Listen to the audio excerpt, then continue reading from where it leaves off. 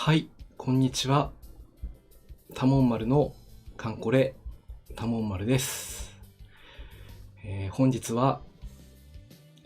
AL 作戦イヤー任務の、攻略の方をしていきたいと思います。いやー、本当にね、暑くなりましたね。まあ日中はなんとか我慢できたんですけど、夕暮れからね、まだ残暑が続いているような感じなので、まあ一部の地域では雨がね、だいぶ集中的に降ってるところもあったりしてるようなので、こんばんは。皆さんのところは大丈夫でしょうか。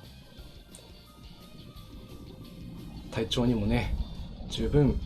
気をつけていきましょう。かのやさん、こんばんはです。今日もね、よろしくお願いします。それでは早速ね、今日の、作戦の内容の方から、紹介していきたいと思います。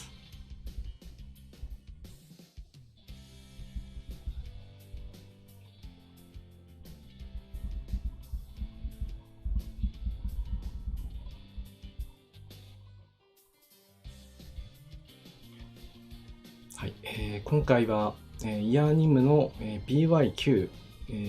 AL 作戦を、攻略します。軽空母2隻を機関とした艦隊を編成。北方海域の猛霊海、アルフォンシーノ方面、北方海域全域、北方エール海域へ展開。エール方面へと至るこれらの北方海域で敵主力を積極攻撃、これを撃滅せよということになっています。編成が、軽空母をね、必ず2隻入れないといけないので、窓開けてると涼しいです。寝るとき忘れずに閉めないと。そうですよね。若干ね、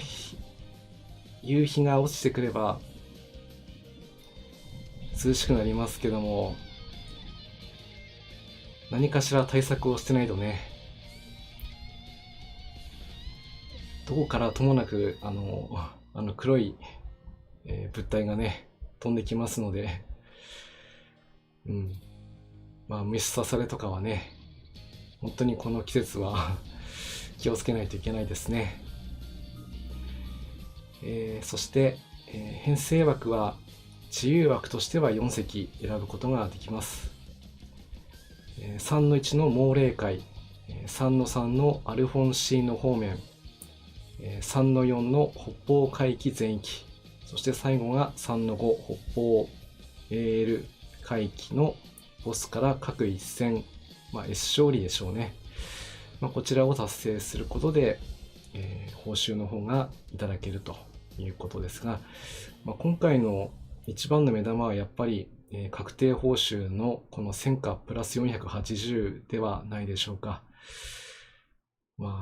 前回のね、先月22日に実装されて、かなりこれでボーダーが上がったようなこともありますけども、今月はね、またそれに比例してちょっと上がっているような感じもしなくもありませんが、こちらの任務の方の攻略をしていきたいと思います。あとはね、先週もちょっと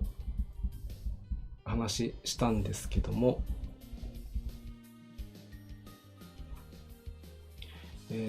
こちらのね、カンコレ運営鎮守府とローソンのコラボキャンペーンがね、昨日から開始しております。皆さんも近くのローソンで、もうキャンペーンやってるところは見ているんじゃないかなと思いますけども、いかがでしょうか。まだ来週の20日がね本番ということなので、今実装されているのはこちらのカンムスのミニタペストリーですね。対象商品をドリンク剤1本購入すると、先着で数量限定カンムスミニタペストリーの全2種類を1個プレゼントということになっていますね。私も今日この商品をねゲットしてきました。今手元にね、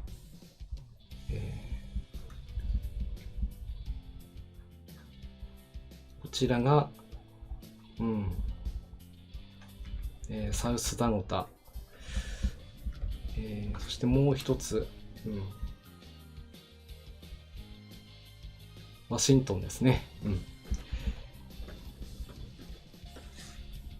おそらく明日のメンテナンスで実装されるんじゃないかなというふうに、個人的には思ってたりするんですけども、どちらも非常にね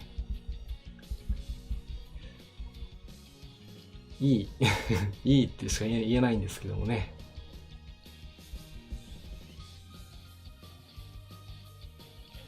最初入り口のところにはタペストリーなかったんですよね、私のいたところは。なのでレジに行けばもらえるのかななんて思ってたんですけども、そんなことはなくて店内のちょうど中央あたりにね置かれてました。結構分かりづらかったですね。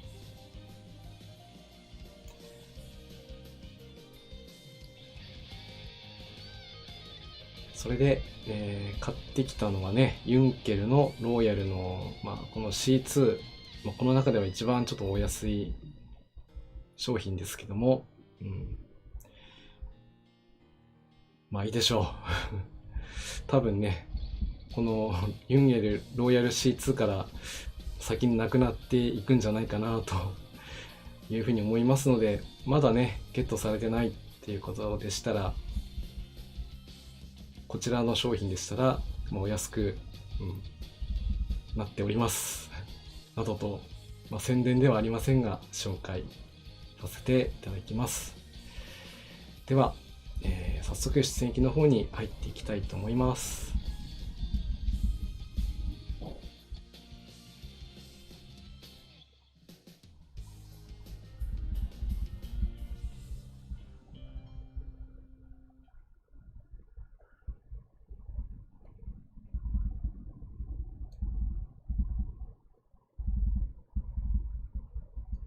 あと今日ですね、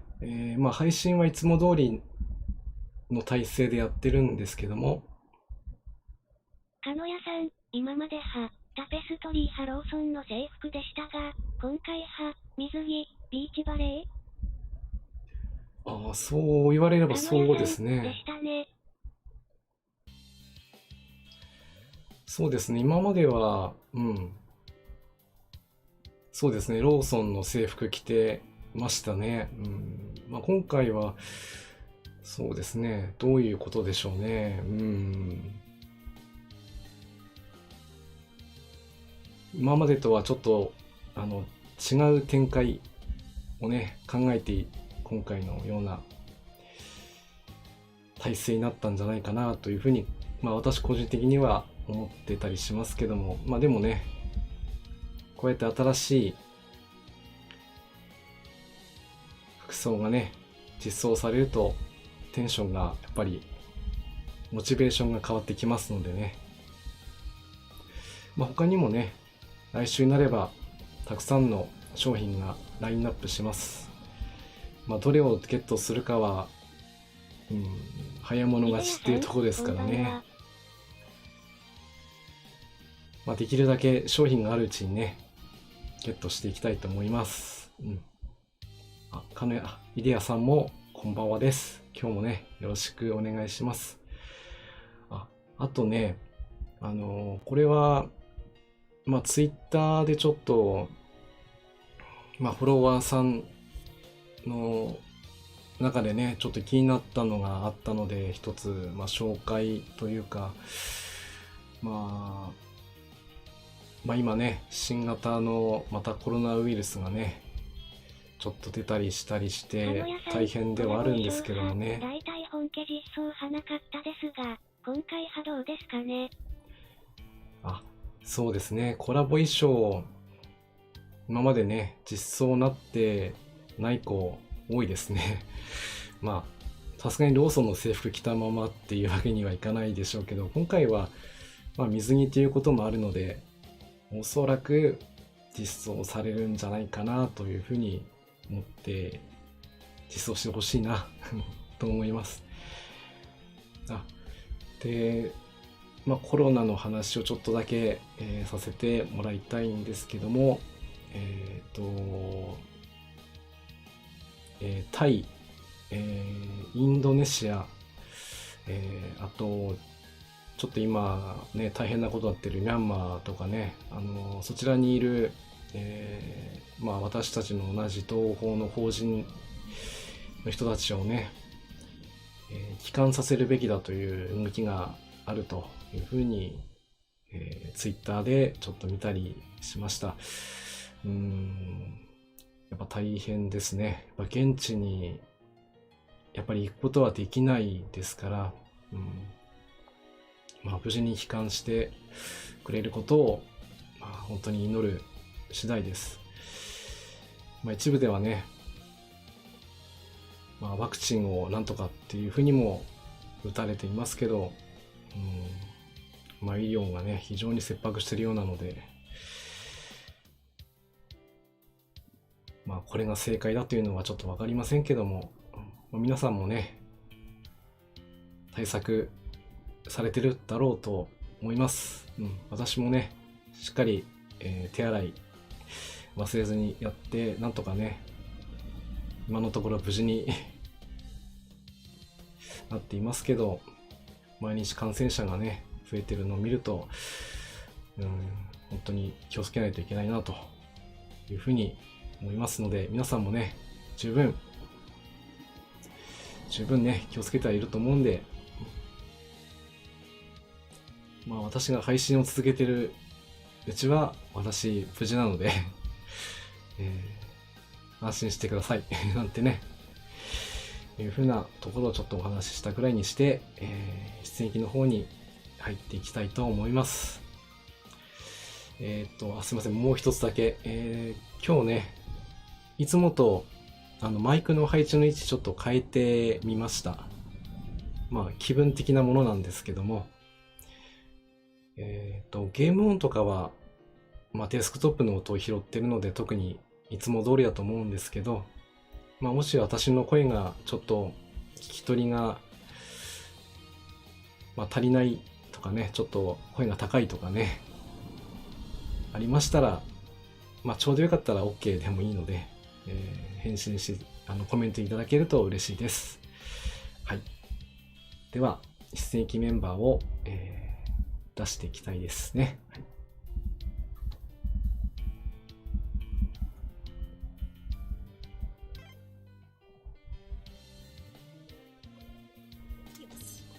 第二航空戦隊機関飛竜出撃します。はい。今回のね、作戦には航空母艦がね、必須になります。まあ長らく、まあ私の、まあ鎮守府でもね、まあ支援の方には手突っ張りでしたけど、飛竜、今日は出撃ね、していきます。装備の方も、まあそれ相応のね、装備にしてあります。一応今回の出撃メンバーに関しての、まあ、詳細の方はね、私固定してますけども、URL ね、見ていただけますと、細かいね、編成載ってますので、まあ、参考までに見ていただければなと思います。一つの編成のところに、3つの編成載せてます。今、お出ししている編成は、3-1と3-3、まあ、こちらを両方攻略するというね、感じで選んでいます。飛竜、追放、そして龍鳳ね。不動産、こんばんは。そして最上と、夕張、最後にね、アトランタという感じイのデアさん、編成で音量いきたいとはちょうど良思いますいかと。思います。あ、きつねぶどうさん、こんばんはです。今日もね、よろしくお願いいたします。音量の方もちょうどいいということでいただけたので、じゃあこのまま、続けたいと思います。関西機が落ちちゃいますから。いやー、北方海域はね、なかなか任務がないとね、来なかったりするんでね、たまに編成どじったりどじったりもするんですけど、今日はどうかな。第二航空戦隊機関飛竜出撃します。でんでででんでででんでんでん。まあ、この音楽が鳴れば北方海域に来たという感じになりますね。二光線攻撃隊発艦。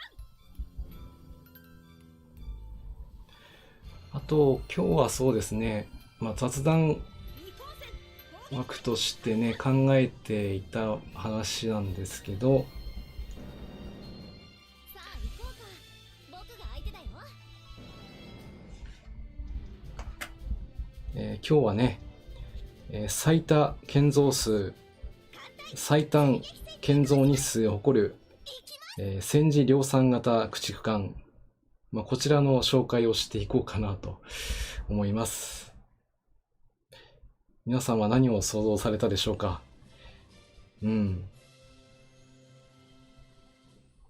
まあ、これは日本のお話なので、追放の航空隊が活躍したの？やったー。軽空母だってそうです。活躍できるの？松型の、駆逐艦、こちらの方のね、ちょっと雑談を交えながら、やっていこうかなと思って今日は用意したんですけど、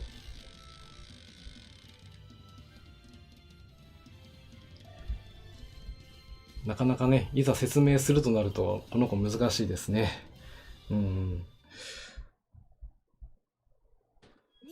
なので分かるところから話していこうかなと。ちょっとあんまりね、細かいとうまく伝わらないと思うんで、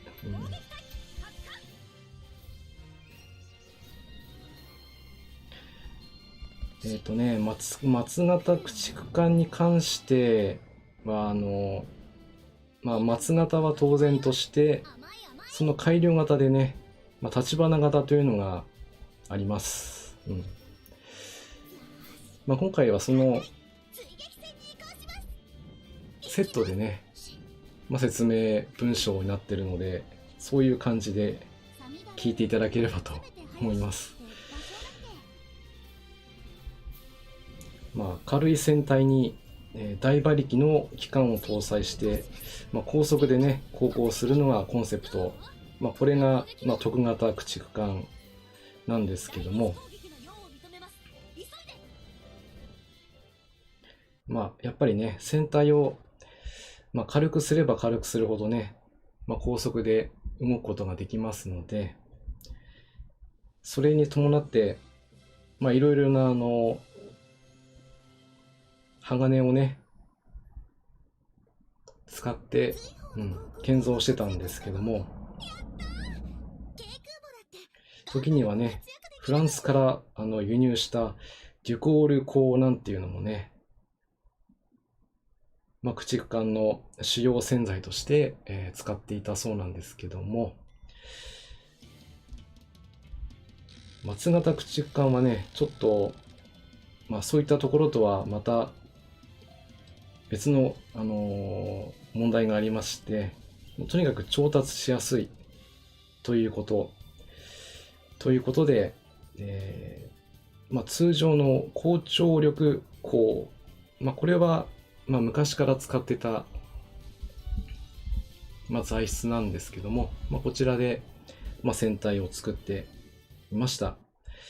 立花型はね、さらにそれから、まあ、難鋼と呼んでいいのかな、まあ、そういうさらにね規格を下げた、まあ、後期短縮、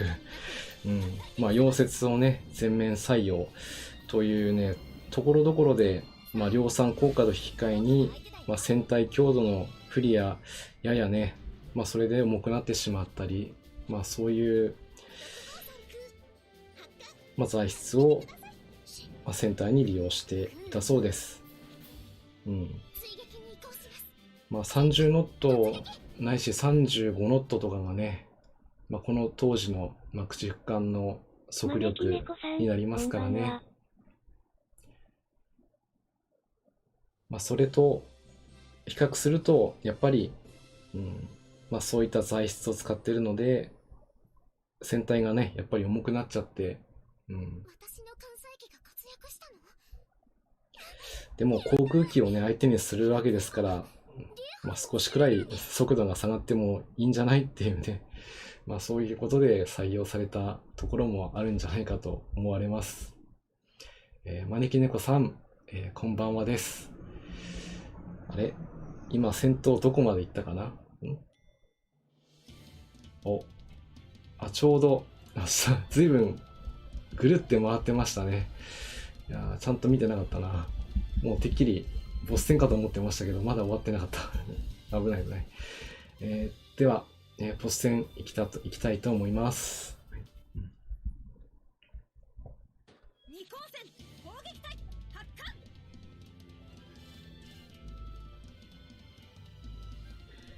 はい。船体の方はそんな、構造でね、作られていました。そしてね、松型駆逐艦の、特徴としては、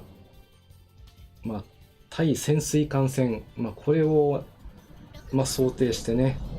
強化を図っていました。これは、そもそも、駆逐艦の仕事では、当初ね、なかったわけなんですよね。この潜水艦に対するね。見通しが甘かったといえばもうそれまでなんでしょうけど、特に、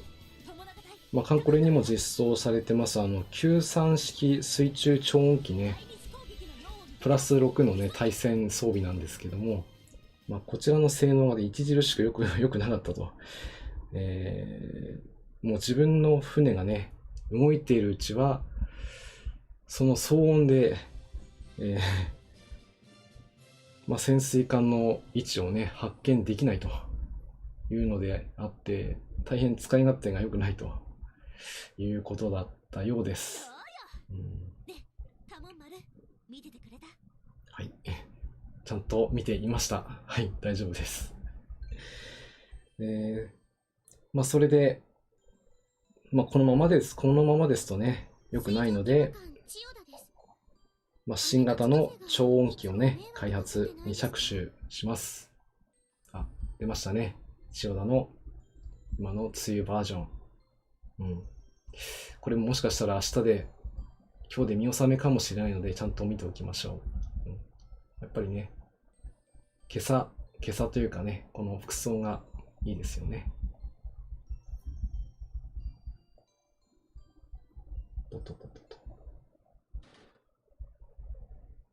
艦隊が起動しました。MI 作戦の次は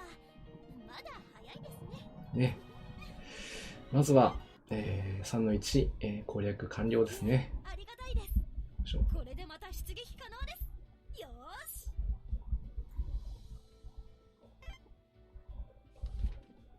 ーし。被害を受けたのは劉邦とアトランタがちょっとね、ダメージ受けちゃってるので、ちょっとお風呂に入りますね。きちんと修復ね、していきましょう。シャワー浴びてくる。よし。それでは続けて、進軍していきたいと思います。次は、アルフォンシーの海域ですね。ここもね、最短ルート取る編成は別にあるんですけど、今回はこれでいきたいと思います。ちょっとここもしょっちゅう行かないとこなんでどうなるか分かりませんけど、行ってみよう。艦隊出撃。徹底的に叩きましょう。索敵も怠りなく。そしてね、新型の、水中超音機、と言われればもちろんこの超音機、4式水中超音機ね。こちらの方は性能がとっても良くなってて、非常に好成績を残します。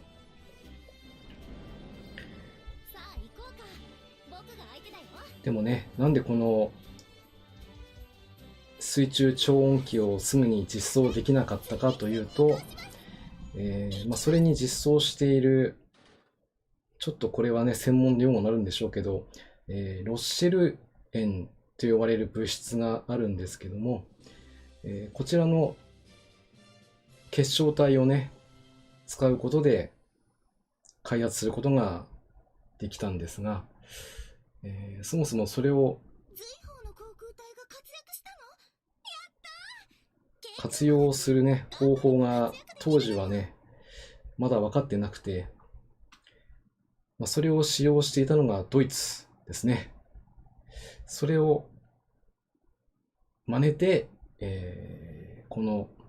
圧縮型ロッシェル塩を用いて、4式水中超音機の開発が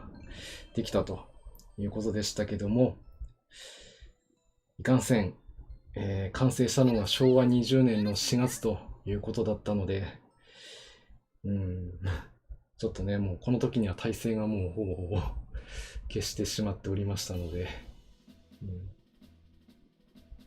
実践にはほとんど使うことができなかったということですけども、カンコレにおいてはもうバリバリ使ってますので、皆さんも4式水中超音機、ちょっと開発コスト高いですけど、それに見合ったね、効果ありますので、可能な限り、量産して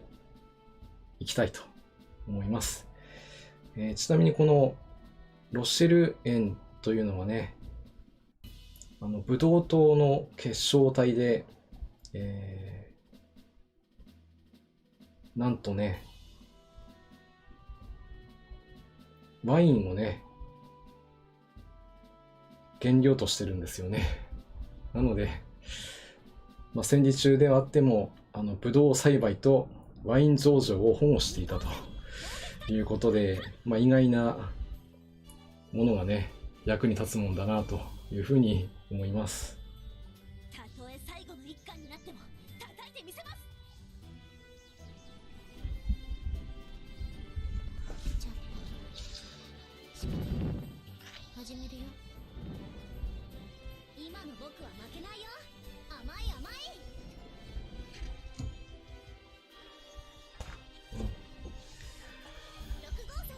はい、今のは、松型駆逐艦のね、誕生にあたってちょっと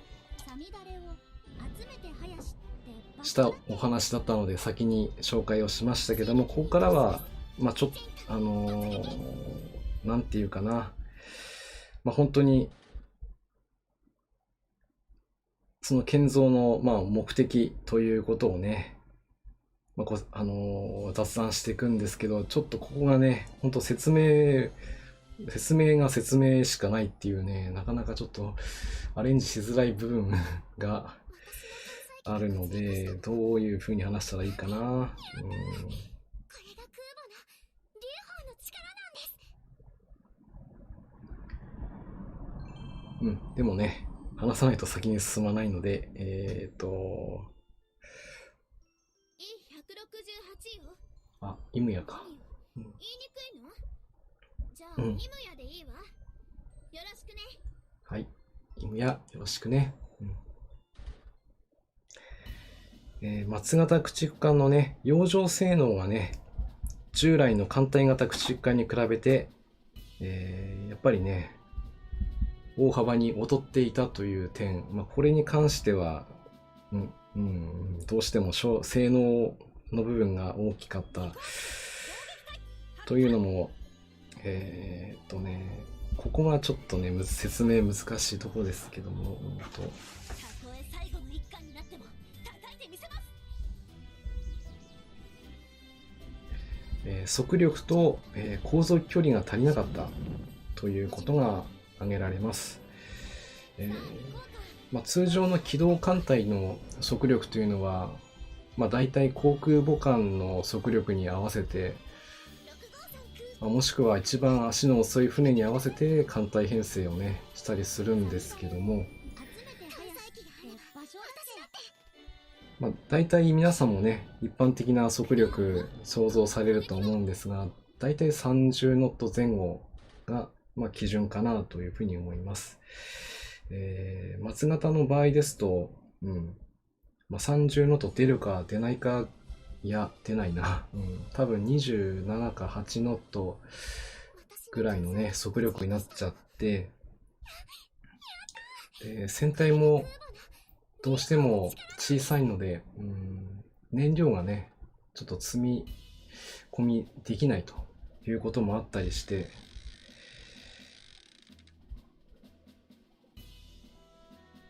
随伴してる艦隊がねついてこれないとそういうことがね発生してしまっていました。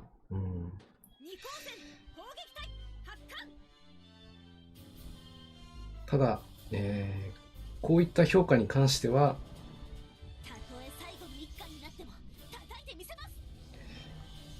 松型駆逐艦のそもそもの、運用の仕方というのは、局地的な戦術輸送を念頭に置いて設計をされています。広角砲があればアメリカの中爆撃機にも対応できる。機関さえ動けば敵の航空空襲権を離脱できるというね、敵制空権下における従来の駆逐艦の弱点や、喪失の要因、足の遅さや航続距離の短さを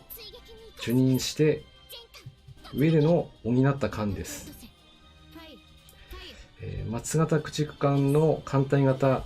駆逐艦と比較して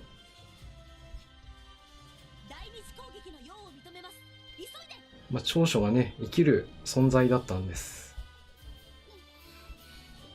主力艦へのね随伴が必須条件とされた、そのために計画された艦隊型駆逐艦とね同じ部隊の付け方をされても、やはり松型の弱点ばかりね見えちゃいますよね。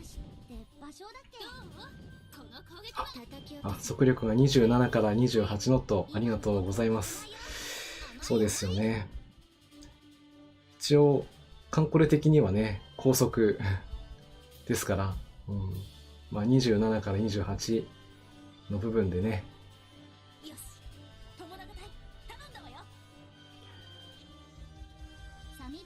かつお節さん、たもんまるさん、皆様こんばんはです。かつお節さん、こんばんはです。今日もねカンコレ楽しんでやっております皆さんもね楽しんでいるとは思うんですけど、やっぱり暑いんでね、水分補給とかは忘れずに、していきましょう。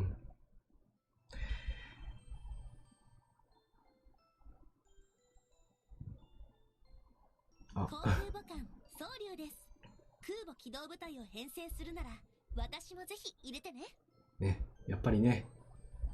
飛竜ときたら、総流も出してあげないといけないですね。はい、大丈夫です。次出番がすぐ来ますのでちょっとお待ちください。はい、艦隊が起動しました。 MI 作戦の次はまだ早いですね。補給ありがたいです。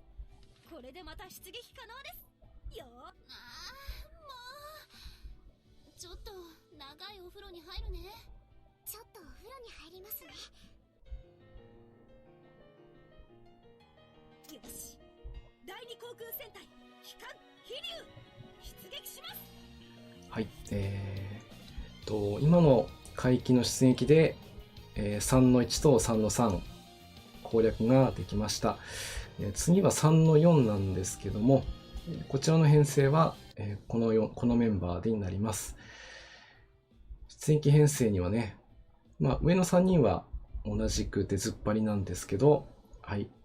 ここで、宗龍がようやく出番が来たと。さっきね、ドロップで先に来ちゃってましたけど、それはそれで、あとは、日清ですね。水上規模感、先制攻撃を、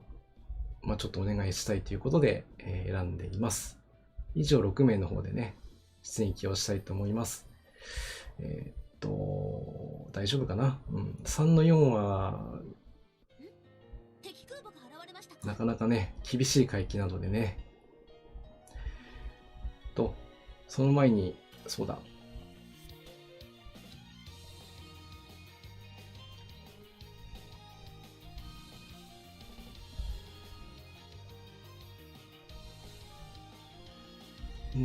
ちょっとだけね、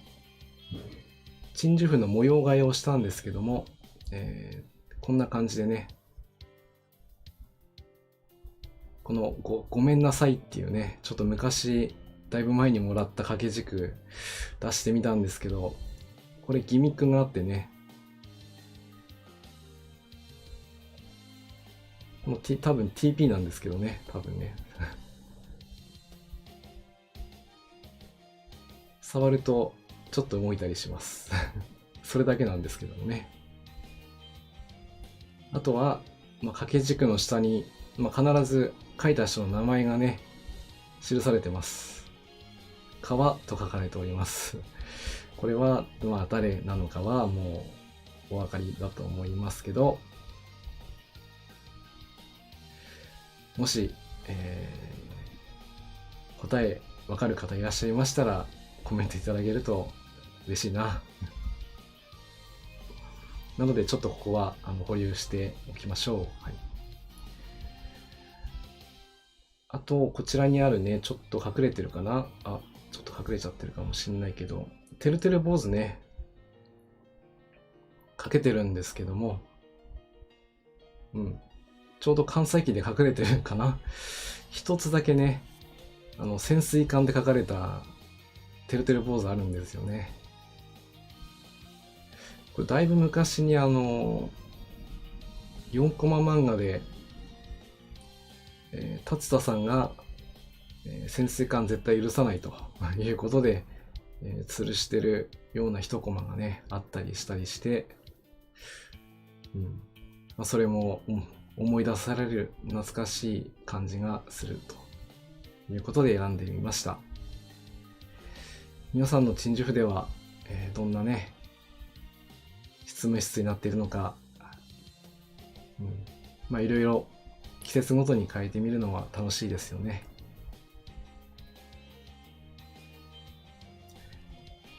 はい。それでは、3の4、出撃していきたいと思います。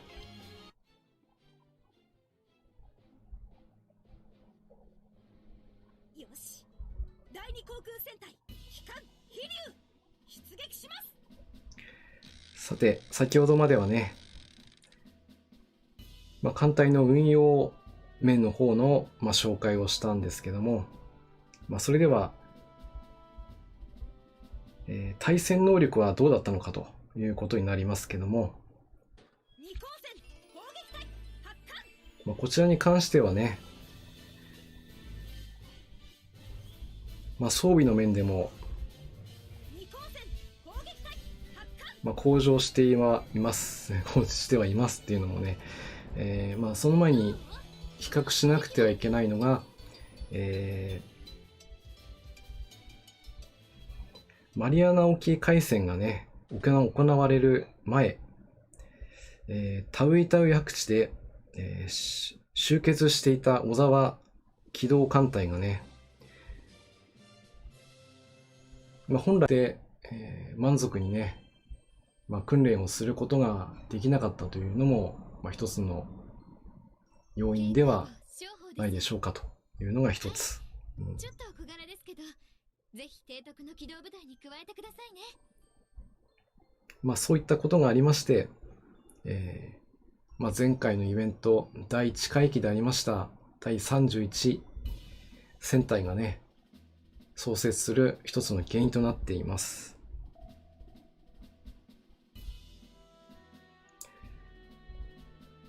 この第31戦隊はもう皆さんも前回イベントで、使ってて、よくというかね、通常の水雷戦隊とは全く違う松型駆逐艦を据えた解剖艦を加えて、自前で推定部隊を持っていたというね、対戦護衛の防衛的な役割ではなくて、潜水艦を積極的に駆り出す攻撃的な役割を果たして、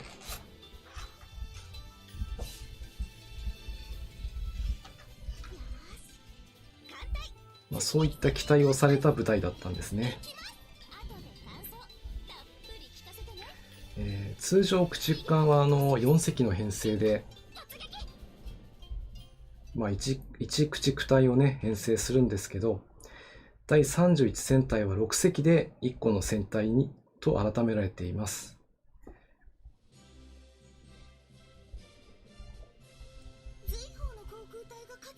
こちらはなぜ6隻だったかというと、これはあくまで対戦作戦の索敵担当が1隻、攻撃担当が2隻の3隻のグループを1小隊として、これを2個小隊をまとめて1個の駆逐隊として編成したんじゃないかなというね、ふうに思われています。今回また2回目ですね、千歳。はい。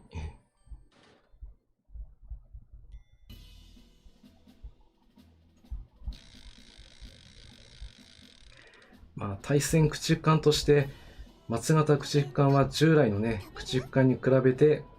推測兵装、先ほども紹介しました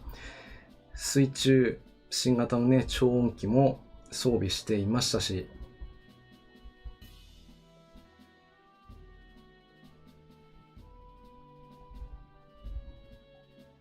イデヤさん、掛け軸探したけどなかったです。ごめんなさい、ビー川風。イデヤさん、ありがとうございます。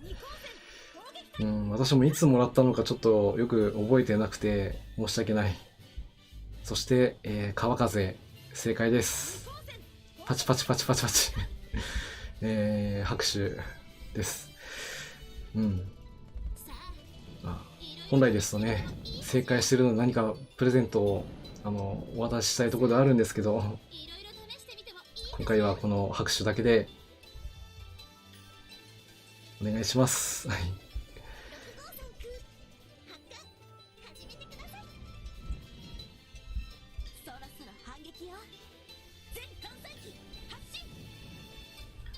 そして一方ではね、爆雷兵装に関しては、同時の投射機、揚爆能力、爆雷搭載数の点で艦隊型駆逐艦よりやや良好だったという程度にとどまる。総合的に見て、松型および立花型駆逐艦は艦隊型駆逐艦に比べて、決定的に優れているというわけではなくて、戦い方次第だったと。ですから、もしね、この第31戦隊があと1年早く編成されて、対戦戦術の研究と訓練が進められていたらね、これはもう過ぎてしまったことなんですけども、もっとね、うまくやれたんじゃないかなというふうには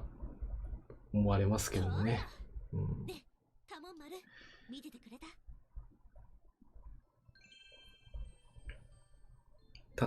でもね、これが今現在も日本の、弱点だったところは必ず克服していくというね、ことを今現在も継続していますので、そういった、過去のね、経緯はともかくとして、それを活かせるように前向きに検討していかないとね、いけないと思います。はい。はい、ということで、3の4のボス戦になりました。ここもデン、デデデデン、デデデデンですね。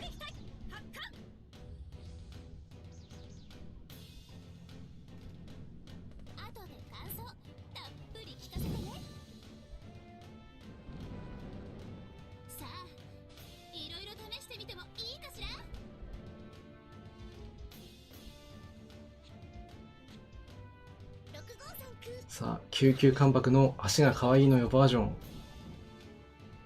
この攻撃は。単細機があれば私だって。さすが戦艦部隊硬いね。ちょっとね、クリティカルでないと落とせないね。よし友永隊頼んだわよ。よし友永隊頼んだわよ。よし、クリティカル出たんで落とせましたね。よーし艦隊追撃戦に移行します。行きます。やりました。まあここはね、十分、戦力は出してきたので、当然といえば当然ですけど、どうよ、ねカモン丸見ててくれた。ね、ちゃんと勝利ですね。はい、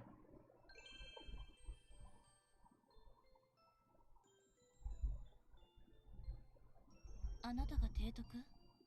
かつお節さん、S 勝利おめです。石型戦艦2番艦ヒューガよ。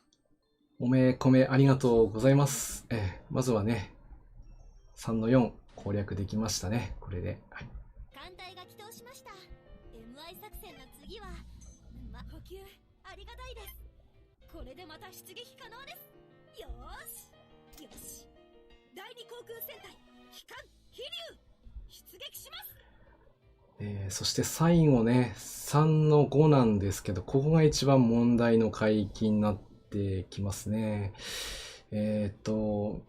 皆さんもね、いつも、3の5の海域っていうと、私なんかはね、水雷戦隊で攻略してたりするんで、なかなか、上回りでいくっていうのは本当に久しぶりだったので、編成もね、ちょっと忘れてました。正直。上の3人は、ここは変わらないんですけど、下の3人をちょっと、ね、装備はそのままなんですけど、日清と、最上、そして、熊野、今回初めてですね、三式弾を搭載ということで、これはもう、ほっぽちゃんがね、待ってるんで、倒す必要はないんですけど、ちょっと損壊というか混乱状態に落としておかないと、抜けられませんので、この装備が必要になります。では、3の5、行ってみたいと思います。大丈夫かな？ここが一番攻略難しいとこだし。よし第2航空戦隊機関飛竜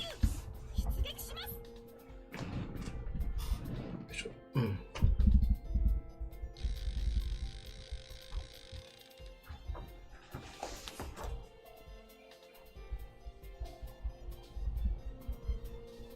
はい。今日はこんな感じで。レアさん、いつも高順入れた順下ルートで攻略してます。かつお節さん、丸湯ハイズコいつもはね、高順入れた、順下ルートで攻略ね。確かに、それも火力が出ていいですよね。丸湯もね、丸湯も、ほとんど出たことないな、ここは。出たらいいなくらいで行った方がね、いいですよね。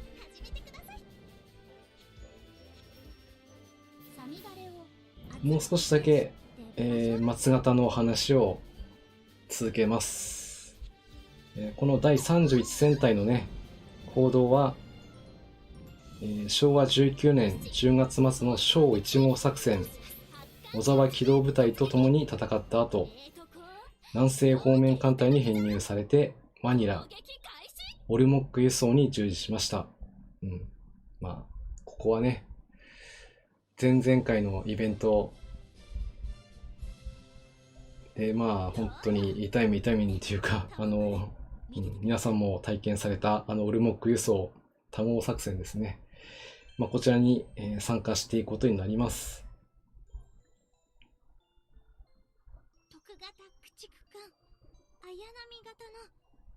です。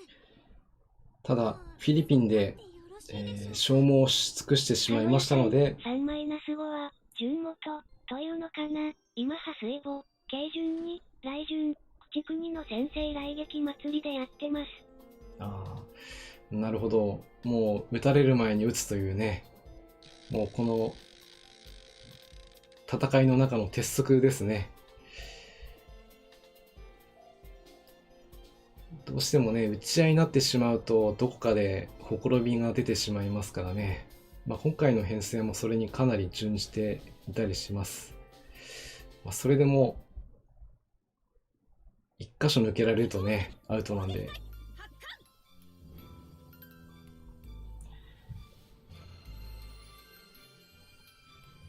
それらのね、護衛や輸送任務、そして連合作戦とかにもね、参加してしまいまして、ついに対戦相当、本来の対潜水艦戦というのをね、することができませんでしたね。そして、内地に帰って、他の水雷戦隊がね、もうほぼほぼ壊滅してしまって、対戦専任の看板を下ろして、もう生き残った大型駆逐艦とともに水雷戦隊をね、編成するわけです。その後は、洋上春季のための任務等もありましたけども、実戦に臨むことなく、終戦となってしまいましたけども、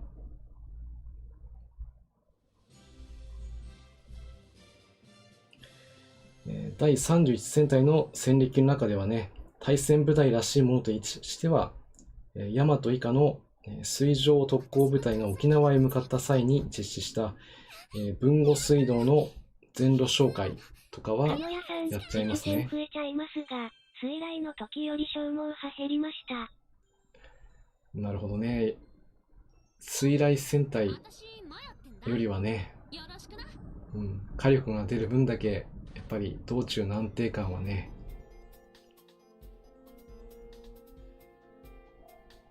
そんな感じで、この海域一つとっても攻略法が複数ありますので、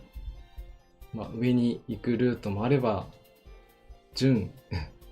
上ルートとかね、準下ルート、下ルートとかね、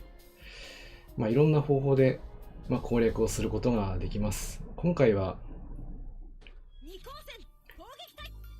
軽空母がね、必ず2隻が必要なので、もう必然的に上ルートになっちゃうんですけども、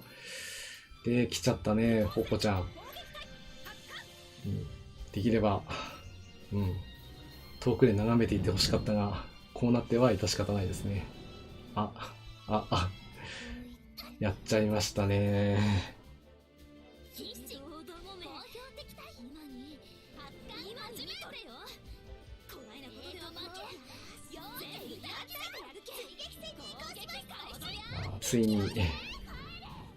ついにもう強制撤退ですね。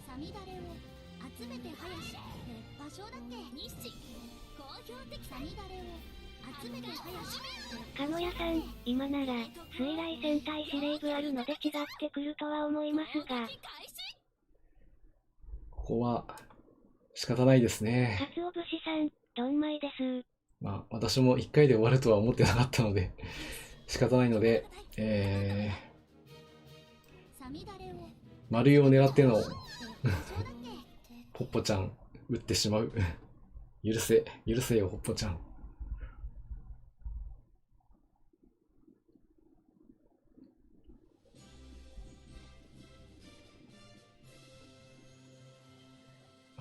この水雷戦隊司令部もね、乗せれる子と乗せられない子がいたりするんで、ここは気をつけたいですね。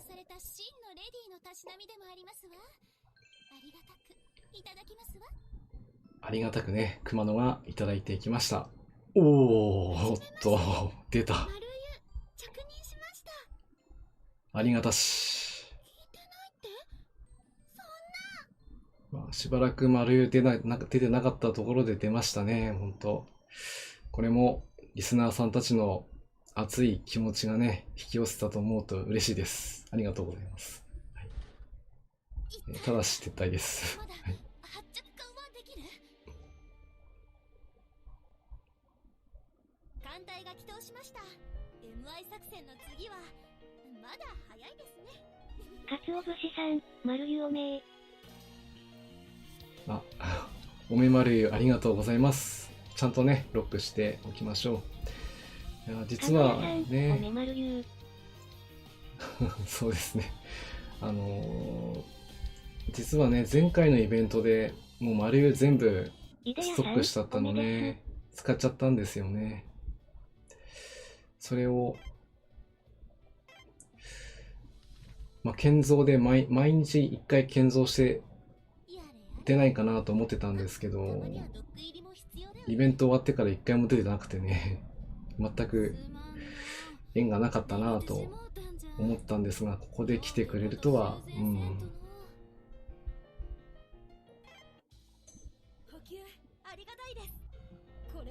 よかったです。皆さん、ありがとうございます。ちょっとね、疲労があるので、もう1、2分したら出演します。その間またちょっとね、雑談続きをします。松型駆逐艦、ガダルカナルトのようなね、制空権のなき輸送作戦を念頭に置いて設計され、その種の作戦に対応できる性能を与えられました。そして収益後に迎えたフィリピンの戦いでも似たような作戦を実施され、単語作戦ですね。マニラ・オルモ区間の輸送作戦。参加した松型駆逐艦は少数かつ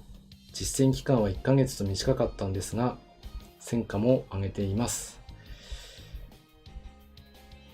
特に単語作戦には第31戦隊松型駆逐艦の延べ8隻が参加し、その過程で米軍機の空襲や米駆逐艦の遭遇戦を戦い、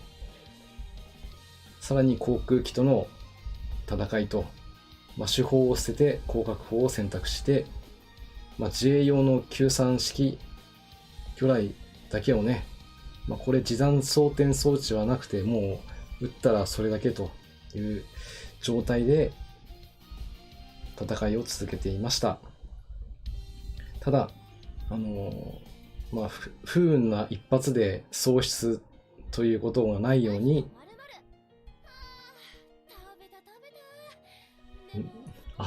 9時になっちゃったか。動力源のね、エンジン部分、その期間はシフト配置を採用していましたので、これらによって、たとえ一つのエンジンがね、ダメになっても航行することができるように生存性を高めています。それで特に活躍したのは、もう皆さんもね、お分かりでしょう。竹ですね。オルモック野戦において数に勝る米駆逐艦に対して魚雷で反撃、撃退した上、被弾しても機関のシフト配置のおかげで帰投することができたというね、好結果も残すことができました。松型は護衛駆逐艦として、狙い通りの性能を発揮したと言っていいでしょうというふうに今日は結論付けて紹介を終わります。はい。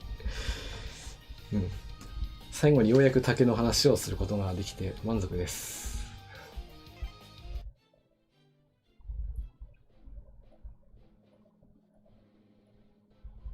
艦隊出撃！徹底的に叩きましょう。索敵も怠りなく。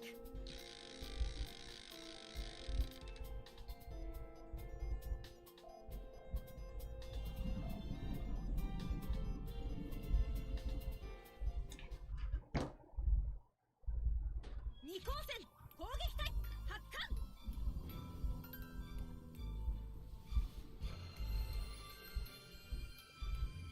かつお節さん、パチパチパチ。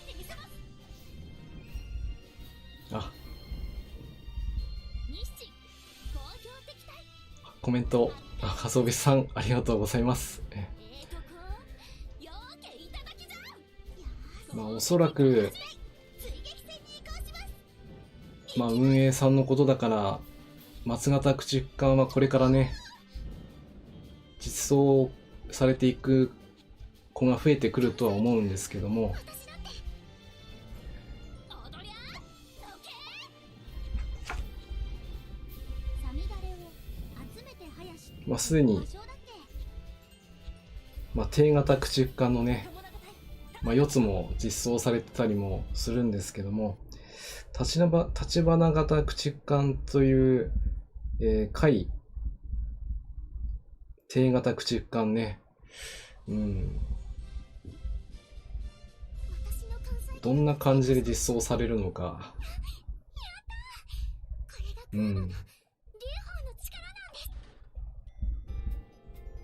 非常に気になるところではありますけども、皆さんはどういう風な実装をされると思われますか？もし、ご意見などありましたらコメントいただけると嬉しいです。二光線攻撃隊発艦鹿屋さん、図鑑の秋から梅葉実装されそう。あたとえ最後の一巻になっても叩いてみせますそうですね、図鑑でだいたいこう予測ができてしまう子はね、やはりいたりしますけども、梅もね、実装されれば敵艦発見じゃ艦隊早くもね、急がんと始めてください4隻。先ほどね、追撃に第31戦隊は 6隻の編成でっていう風な話はしたんですけど、駆逐艦の編成で4隻編成が、1つの駆逐隊ということであれば、もう1隻実装されてようやく1つの駆逐隊が積めるということでね、もしかしたら松型駆逐艦提督がね、新たに誕生爆誕するやもしれないですね。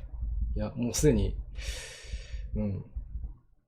爆誕しているのかもしれないですが、すいません。私ちょっとそこまで理解が及んでないので、もしそういう人を見かけたよっていうのがありましたら、お声掛けでもいただければ、チェックしておきたいなと。おそらく、結構いい線いけると思うんですけどもね。よろしくな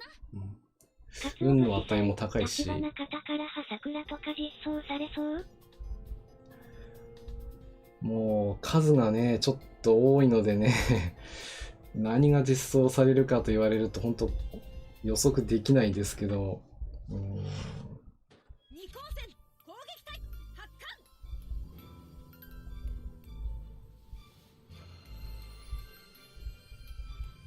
二光線攻撃隊発艦やっぱりネームシップのね、立花が実装されないことには始まらないでしょうからね。日清好評敵対発艦始めさあ、今度は初手ではやられなかったけど、どうだ。よし。今の僕は負けないよ甘い甘い私だって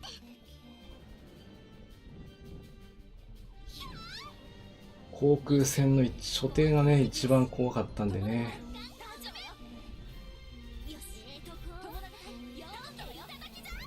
よし、その回にした。倒してしまったか。ここは倒したくなかった。倒しちゃったかわいそうにな。ちょっとな。ポポちゃんとはね、あまり戦いたくないんですよね。私個人的に本当、今回は任務で致し方なく、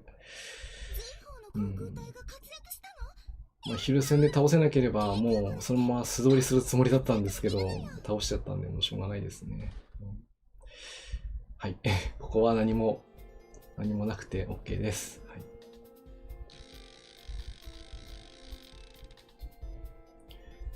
さあ、索敵も OK なんで、あとはボス戦に行きましょう。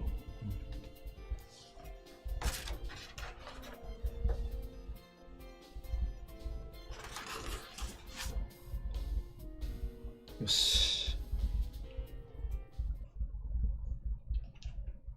二光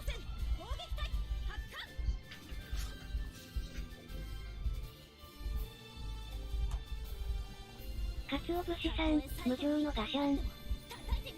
あそこはもうね、ホッポちゃん倒した時点でもうないなといえばあれなんですけど、本当にただの通過点としてね、考えていましたから。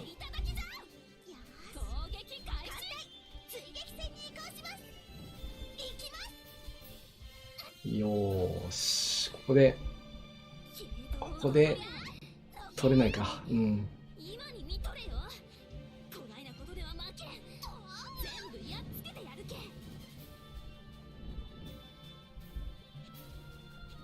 このね、3の5の BGM もアレンジかかってる艦隊戦のね、BGM で大変いいですよね。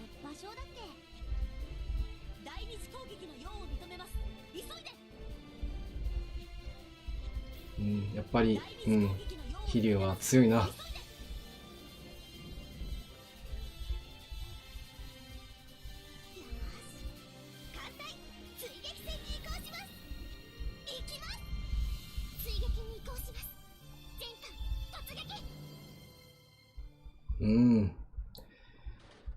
こういうね、航空戦が、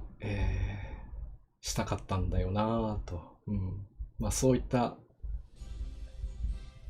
感じで今日は編成をね、選んでみましたので、最初にも、ご説明しましたけど、固定してある URL ね、今日の正規編成してありますので、参考程度に見ていただければなと思います。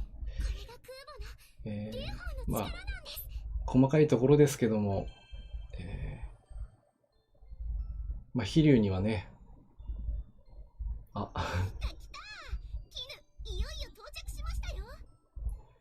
来ましたね。絹、マジパナイですね。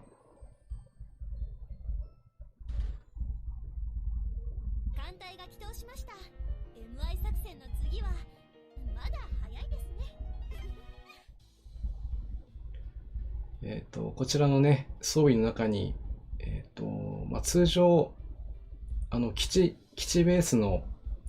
深海生艦の場合は、艦上攻撃機であればね、特に問題なく攻撃が通るんですけど、艦上爆撃機の場合は、対地攻撃ができる艦爆でないと攻撃をしてくれなくなってしまいますので、特にそこを意識しないのであれば、艦上攻撃機をね、装備しておけばいいんですけど、今回は、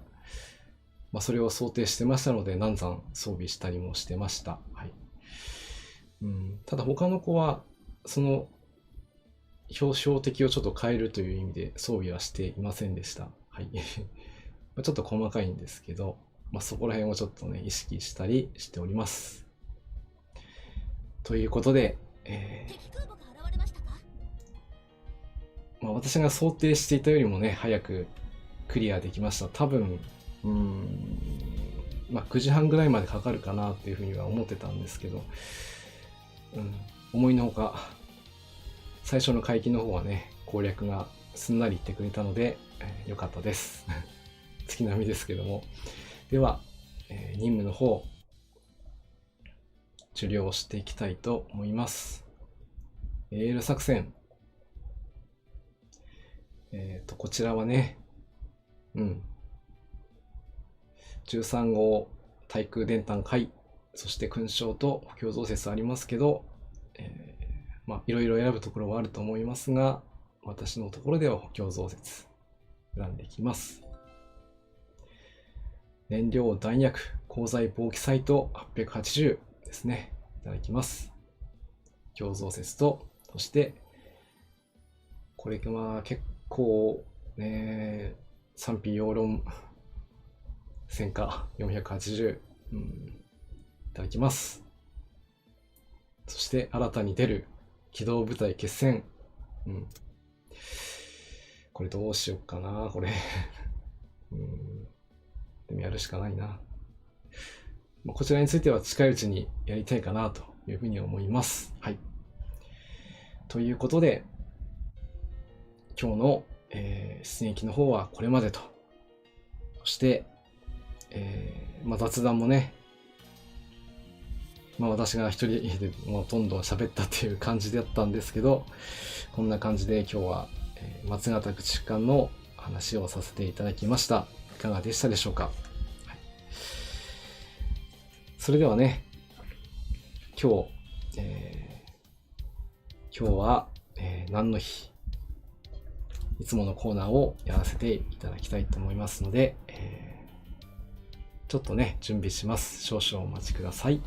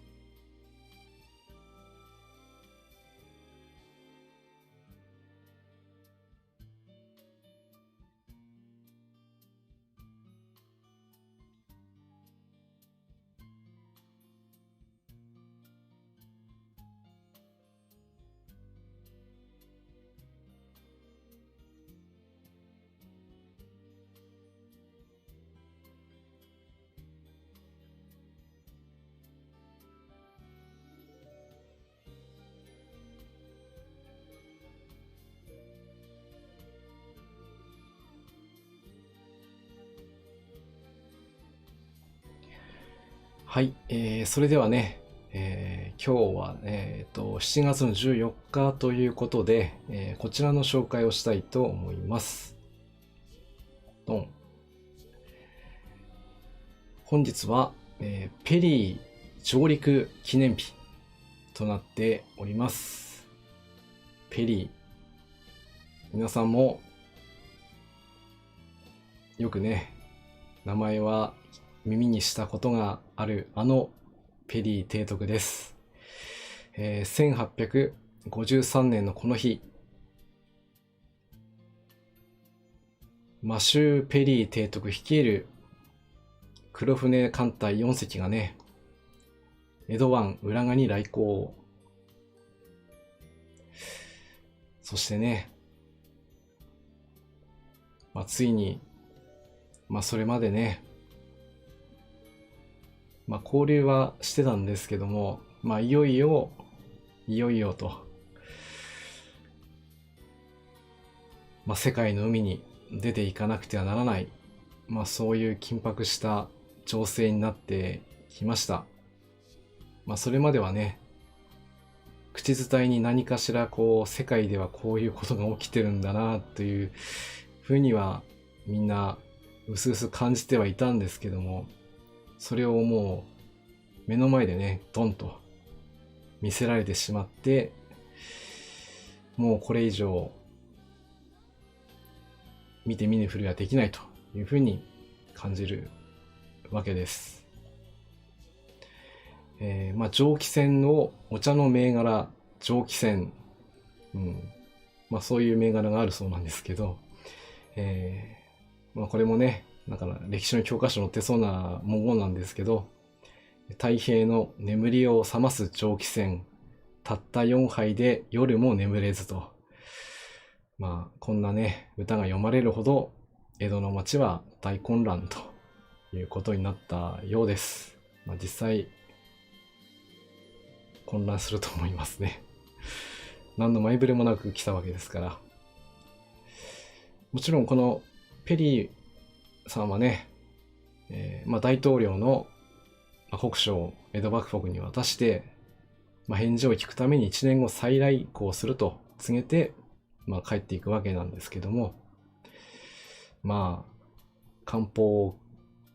外交ということで非常に江戸幕府的にはいい思いはしなかったと思うんですけど、翌年来るということに備えて、品川沖に6機の砲台ですね、完成させたりもしました。しかしながら翌年ね、再来したペリーとの間で日米和親条約が結ばれ、日本の鎖国は終わったということで、ここで日米和親条約っていうね、本当にもういつも、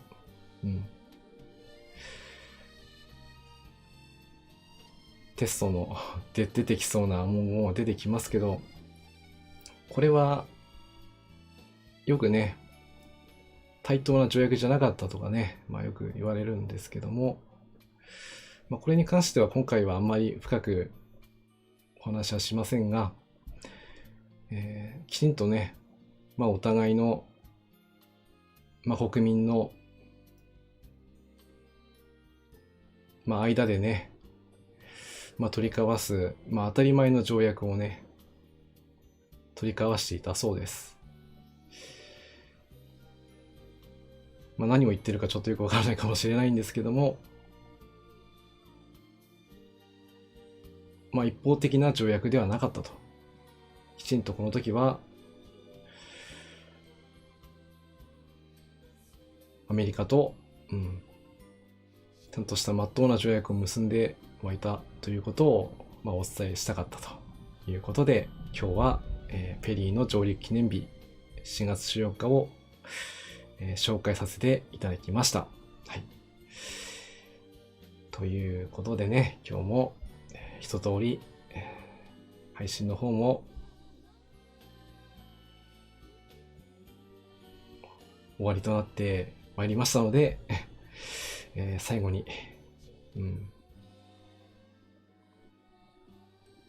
こちらの方をね、今回はちょっとたっさん、見られてたのかもしれないけども、またこちらの画像を使わせていただいて、皆さんとお別れしたいと思います。タモン丸のカンコレ、タモン丸です。いよいよね、夏本番となってきましたけども、まだ体が慣れてないというところもあって、ちょっとまだきつい感じはしますが、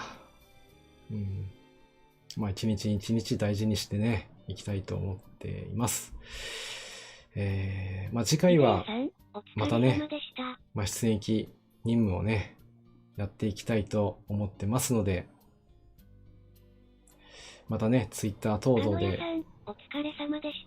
ご案内をして、いきたいと思います。配信お疲れ様でした。皆さん、おつこめありがとうございます。またね、初めて見に来られている方もいるかな、たまにね、海外の方でも見てくれている方がいらっしゃるようなので、この場を借りて、お礼申し上げます。数ある動画の中でね、見に来てもらって本当にありがとうございます。特に、これが、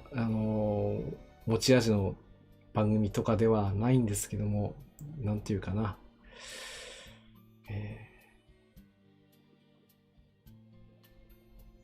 少しでもね、ハンコレの面白さ、過去にあった歴史とかね、そういったことを共有できるような場を、作ることができたらいいなと思って、続けています。今後もね、来るべきイベントに向けて、準備を進めていきますので、ぜひまた次回もよろしくお願いします。それでは失礼いたしますね。皆さん体に気をつけて、じゃあね、失礼します。